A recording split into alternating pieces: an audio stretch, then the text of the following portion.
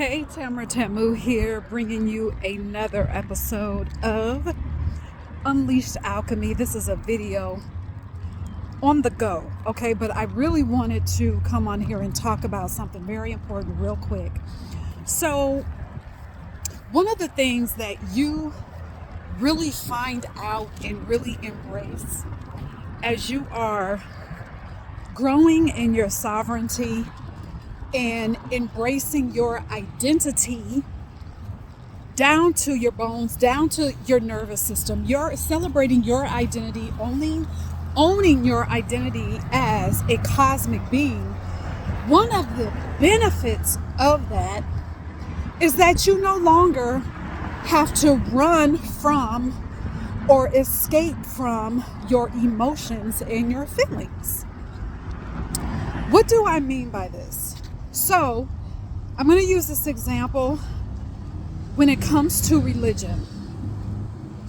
Religion encourages escapism.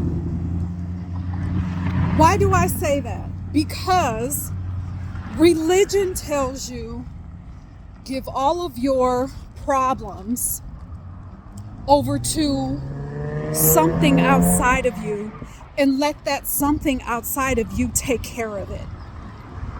Meanwhile, you're still sitting in your challenge and in your problems and nothing is changing. And I saw that as a young girl growing up in religion. People were giving their problems over to whatever was supposed to be up in the sky looking down at them, giving all their problems over to this thing that was going to take care of it, and nothing was changing. I experienced that for a very, very, very long time in my adulthood. So that escapism that religion encourages, it causes you to dismiss your feelings and your emotions, because your feelings and your emotions become the thing that reminds you of what is wrong or what you feel is wrong in your life. You start to look at your feelings and your emotions as a part of your identity, when in fact they are not. You are not your emotions. You are not your feelings. And that is one of the benefits of stepping into your spirituality. That is part of developing rituals and practices and integration tools so that you can experience your spirit, your magic, and your sovereignty in the most enchanting ways in every single part of your life. You start to view and start to understand first and realize that you're not your emotions, you're not your feelings. And let me go back to how religion causes you to view your feelings and emotions. It causes you, instead of you stepping into your sovereign, you let your ego take over, and your ego starts to tell you, oh, you shouldn't feel this way, or you shouldn't have this emotion because of what your ego has told you a specific feeling and an emotion determines who you are. So let me give you an example.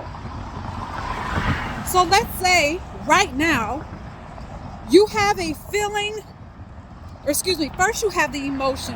A feeling is a state in that emotion. Look at the emotion as the onset, and then a feeling is a lasting. So let me say this. Emotion, for example, you may feel for 2 minutes. I'm just throwing that number out there. A feeling is the emotion extended out to 10 minutes. Okay, get it? There is a difference.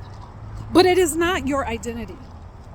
So what happens is when you get used to escaping how you feel, when you get used to escaping your emotion because of what your ego told you it means about you, then it does become an issue. So the example that I was going to use is this. Let's say, for example, that you have a feeling of agitation toward an individual. And your ego, and this is a small example, your ego is telling you, oh, you shouldn't feel this way because of who this person is, or you shouldn't feel this way because of what this person has done for you, or you shouldn't feel this way because this person loves you, or you shouldn't feel this way because what does this mean about you? What if that person isn't agitated about you? And then what do? You start to run from that agitation instead of saying, hold on, or you try and push off the agitation over to something outside of you instead of saying, hold on, I see this agitation here.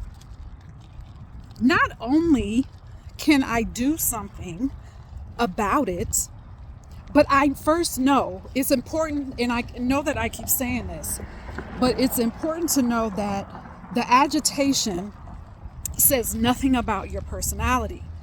The agitation that you're feeling says nothing about your identity. Because see, we allow the ego to tell us, oh, if you feel this way about this person or this thing, then it must mean that you're ungrateful. Then you start to feel shame. You start to feel guilty for feeling a certain way. We've been programmed to do that. But the minute you decide to invest in your spirituality, you start to understand what emotions and feelings really are. And what are they? They are the raw part of the raw substance of your codes of magic, of your codes of sovereignty, of your codes of elevation. You don't have to run from them. They don't become big monsters for you to push off or someone else to take care of. You stand in your sovereignty and you go toe to toe with whether it's agitation that you have for something happening in your life. You go toe to toe with the agitation for the person that you have in your life. You go toe to toe with the anger. You go toe to toe with the jealousy. You're not resisting. When you start to resist, that's when the suffering comes in. That's when the guilt and the shame for feeling those emotions and those feelings come in. But when you stand and you face it, that's when your alchemy is activated.